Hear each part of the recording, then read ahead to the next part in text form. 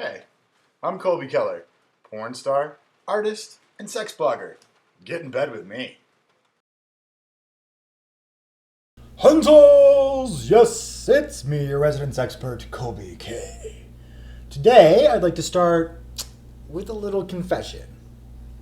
Even though I'm an expert in all, yes, even I make mistakes. I can't imagine ever gaining knowledge and achieving the vaunted position of sexpert without first sacrificing pride. Believe it or not, ego maintenance is not as important as you might think.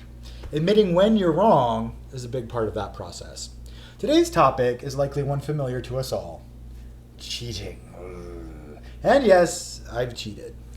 And you know what? It hurts. It hurt me, and it hurt the people I love. Here are a few tips to help prevent the need for cheating, and a few tips for patching things up if you do. First of all, why do it? Many of us get off on cheating because, well, it's bad and sneaky. For better or worse, we all seem to attach badness and sneakiness to sex. It's hot, right? But it's really not.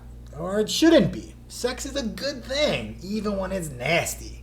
But it should never be hurtful to yourself or to others. If you get off on cheating, something needs to change, because that kind of libidinal attachment is a pathological one. Now, this may sound like counterintuitive advice, I realize that, coming from a sex-positive sex worker, but monogamy can be a pretty fucking intense erotic experience. Don't dismiss it offhand. Openness, of course, can facilitate greater erotic understanding, but it can also erect its own set of walls. To really familiarize yourself intimately with a single person or a small set of persons can be a profound experience and one well worth a little exploration and, yes, sacrifice. Don't ever feel like you need to pigeonhole your desire in one spot for eternity. This goes for you serial monogamists out there. Remember, if it's serial, something might not be working. And for all of you enlightened sex positive, only in an open relationship types. I've been that guy, so I know. Sometimes rules and boundaries can heighten arousal, not inhibit it. Sometimes not giving yourself the thing you think you really need is really what you need to keep it hot. Give yourself the option to move between different states of openness and explore different states of intimacy. Don't think you have to be committed to either. What you and your partner really need to commit to is honesty. And yes, another piece of counterintuitive wisdom: honesty can be hot. There's lots of nasty fun I like in bed, but some secrets you need to keep for those you trust. That said, this only works with a partner who has the same set of ethical commitments to honesty and openness. It's especially hard not to get offended when the desire we want our partners to have for us doesn't match reality. I have news for you. That's how it works. Everybody's different. You'll never know exactly how your partner feels or what they truly desire. That's what makes sex, well, fun. And yeah, it's true, a little scary and hurtful at times.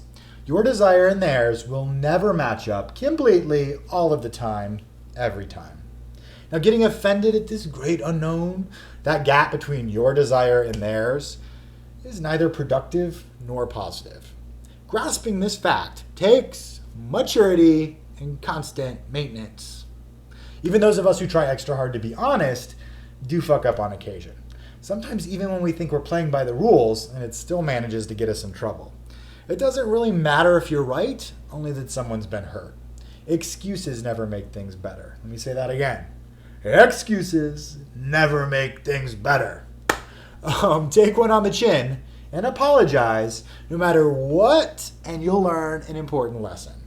At the end of the day, the only person you're impressing is yourself. Well, that's a fail.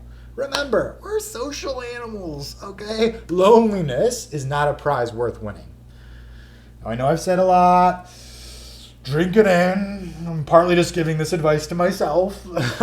That said, I'll save the remediation bit for next week. Bye, boys.